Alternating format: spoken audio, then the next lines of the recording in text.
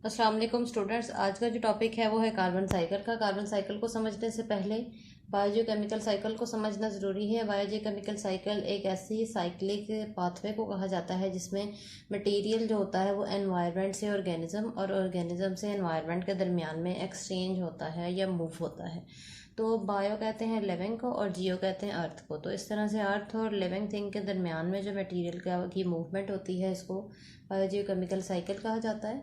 और इसको nutrient cycle भी कहा जाता है, ठीक है, क्योंकि इसमें न्यूट्रिएंट्स जो होते हैं वो एक्सचेंज होते हैं।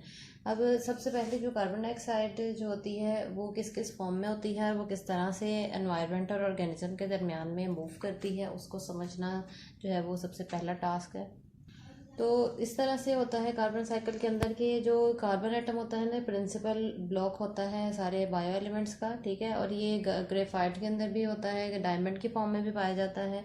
इसके अलावा ये कार्बन डाइऑक्साइड की फॉर्म में भी पाया जाता है और लिविंग थिंग्स के अंदर भी मौजूद होता है, मैनी मॉलिक्यूल्स बनाता है। तो अगर एटमॉस्फेयर के अंदर मौजूद कार्बन डाइऑक्साइड की बात की जाए तो वो जो कार्बन डाइऑक्साइड एटमॉस्फेयर के अंदर मौजूद होती है वो फोटोसिंथेसिस में यूज़ हो जाती है। प्लांट्स क्या करते हैं, उसको फोटोसिंथेसिस में यूज़ करते हैं, सनलाइट के साथ फोटोसिंथेसिस करते हैं और उससे फिर क्या होता है, उनमें वो कार्बन डाइऑक्साइड की फिक्सेशन हो जाती है।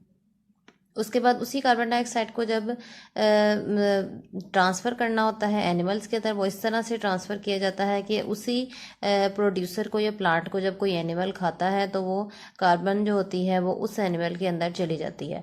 इसके अलावा क्या होता है, अगर वही प्लांट जब उसकी डेथ हो जाती है तो वो जब डेथ हो जाती है तो उसको जब डिकम्पोजर्स क्या करते हैं, बैक्टीरिया वगैरह डिकम्पोज कर देते हैं तो उससे क्या होता है, कार्बन डाइऑक्साइड रिलीज़ हो जाती है और वो एटमॉस्फेयर के अंदर चली जाती है।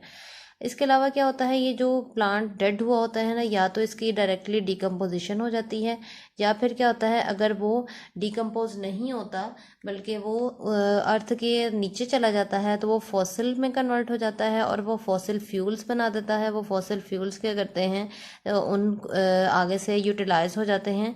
उन फॉसिल फ्यूल्स को कंबस्शन करवाई जाती है उनकी डिफरेंट इंडस्ट्रीज़ वगैरह में। वो इंडस्ट्रीज़ क्या करती हैं, कार्बन डाइऑक्साइड प्रोड्यूस करती हैं।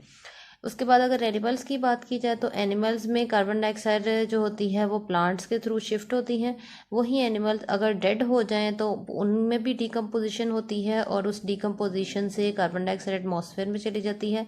इसी तरह से अगर वही एनिमल डेड हो जाए, उसकी डिकम्पोजिशन ना हो बल्कि वो फॉसिल में कन्वर्ट हो जाए काफ़ी अरसा गुजरने के बाद, तो उसका फॉसिल फ्यूल बन जाता है। और वो फॉसिल फ्यूल को जब बर्न करवाया जाता है डिफरेंट इंडस्ट्रीज़ में तो उससे भी कार्बन डाइऑक्साइड रिलीज़ हो जाती है। इसके अलावा एक और जो इम्पोर्टेंट जो सोर्स होता है कार्बन डाइऑक्साइड का एटमॉस्फेयर के अंदर रिलीज होने का, वो रेस्पायरेशन होती है।